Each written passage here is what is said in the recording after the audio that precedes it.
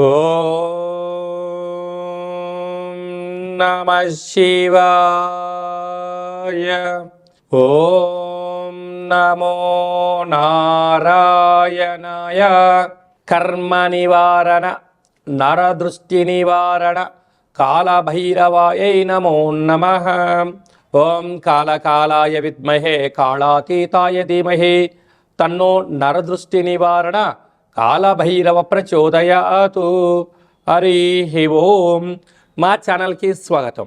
చూస్తున్న వీక్షకులకు ప్రేక్షకులకు ప్రియ కాళభైరవ భగవద్బంధులకి స్వాగతం పలుకుతూ మమ్మల్ని ఎంతగానో ఆదరిస్తూ ఉండబడినటువంటి ప్రియ సోదర సోదరీమణులకు ఎవరిపైనను గ్రహణం దోషం లేకుండా, గ్రహణం యొక్క శూల ఎవరిపైన పడకుండా అందరికీ ఐశ్వర్యాన్ని ఆనందాన్ని ప్రసాదించాలని, అలాగనే తెలుగు సంవత్సరానికి వీడుకోలు పలుకుతూ కొత్త తెలుగు సంవత్సరానికి స్వాగతం పలుకుతున్నటువంటి కాల సమయంలో కనుక అందరికీ ఈ సంవత్సరంలో జరిగినటువంటి అద్భుతాలు ఐశ్వర్యాలు అలా జీవితకాలంలో నిత్యము ఐశ్వర్య ఆనందంగా గడపాలని, సకల అష్ట కష్టాలకు స్వస్తి పలుకుతూ నూతన అధ్యాయ జీవితంలో సువర్ణ అధ్యాయానికి స్వాగతం పలకాలని కోరుకుంటూ అందరికన్నా ముందుగా శ్రీ పరాభవనామ సంవత్సర పండగ శుభాకాంక్షలు. మనకు 1వ తారీఖు మార్చి నెల 2026 నుండి 15/3/2026 వరకు పుట్టినటువంటి వారందరికీ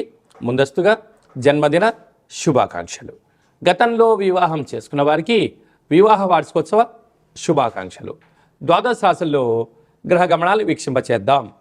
మిథున రాశిలో దేవగురు బృహస్పతి సంచార స్థితి, సింహరాశిలో కేతు సంచార స్థితి, కుంభరాశిలో చతుర్గ్రహ సంచార స్థితి, రవి కుజ బుధ రాహు సంచార స్థితి, మీనరాశిలో శుక్రుడు మరియు శని సంచార స్థితితో ద్వాదశ రాశుల్లో గ్రహ గమనాలు ఈ విధంగా ఉన్నాయి.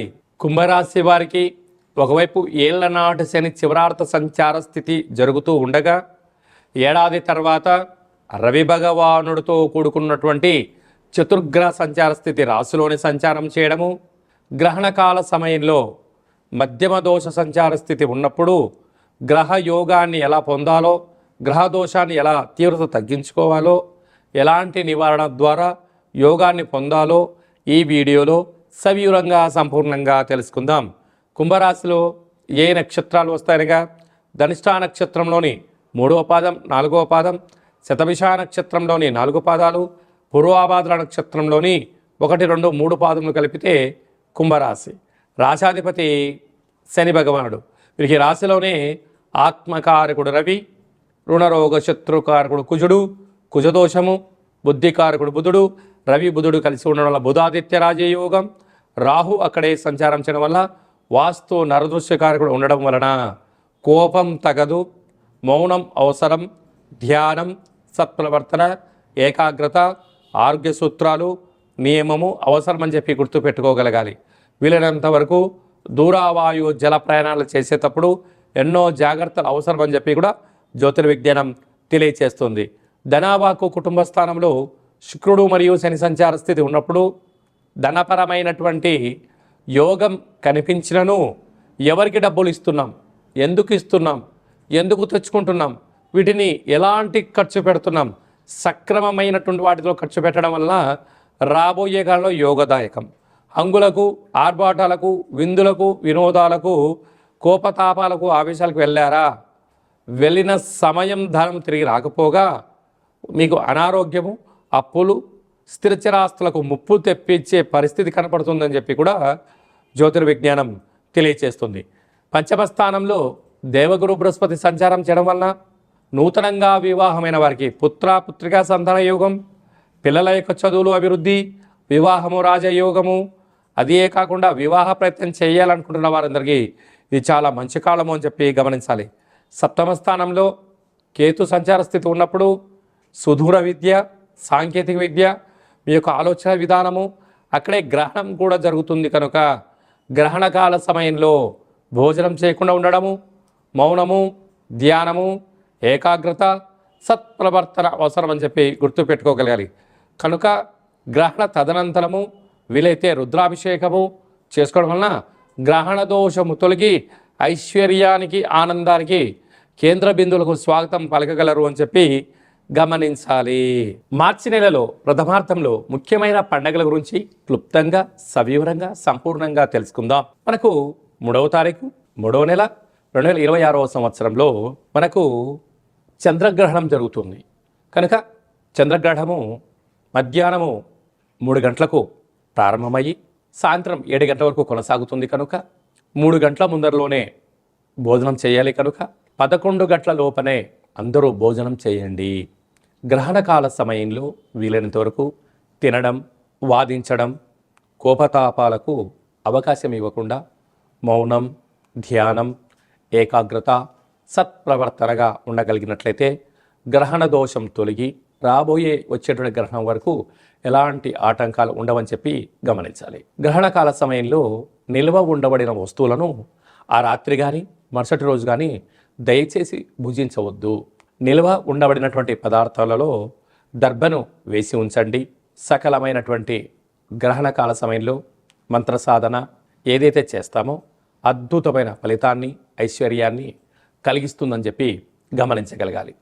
11వ తారీఖున పాల్గొన మాస బహుళ అష్టమి అంటే ఈ తెలుగు సంవత్సరాదిలో చివరి అష్టమి కనుక ఈ సంవత్సరంలో జరిగినటువంటి అష్ట కష్టాలను తొలగించుకొని రాబోయేటువంటి శ్రీ పరాభవనామ సంవత్సరానికి స్వాగతం పలుకుతున్న కాల సమయంలో ఇంటిలో శుద్ధి పెట్టుకొని నింబకుస్మ దీపాన్ని కానీ నారికేల దీపాన్ని కానీ అలా కుష్మాండ దీపాన్ని కానీ పెట్టి కాళ్ళ భైరవ స్వామి యొక్క స్మరణ ధ్యానము చేయగలిగినట్లయితే సకల అష్ట కష్టాలు తొలగిపోయి ఈ సంవత్సరంలో మనపైన ప్రసరించినటువంటి నరదృష్టి, శత్రు ప్రభావాలు అన్నీ తొలగిపోతాయని చెప్పి గమనించాలి. అలా కుదరలేనటువంటి వారు ఈ కింది నెంబర్ సంప్రదించినట్లయితే మన యొక్క దేవాలయంలో నిత్యము కాళ్ళభైరవ హోమ కార్యక్రమాలను ఆచరింపచేయడం జరుగుతుంది కనుక అందరికీ వీడియో కాల్ ద్వారా చూపించి మీ గోత్రనామములతో కాళ్ళభైరవ పూజ హోమ కార్యక్రమం చేయించి ప్రసాదంను మీకు పంపించడం జరుగుతుందని చెప్పి కూడా గమనించాలి. అలాగనే మీ వ్యక్తిగత జాతకం తెలుసుకోవాలనుకుంటున్నారా?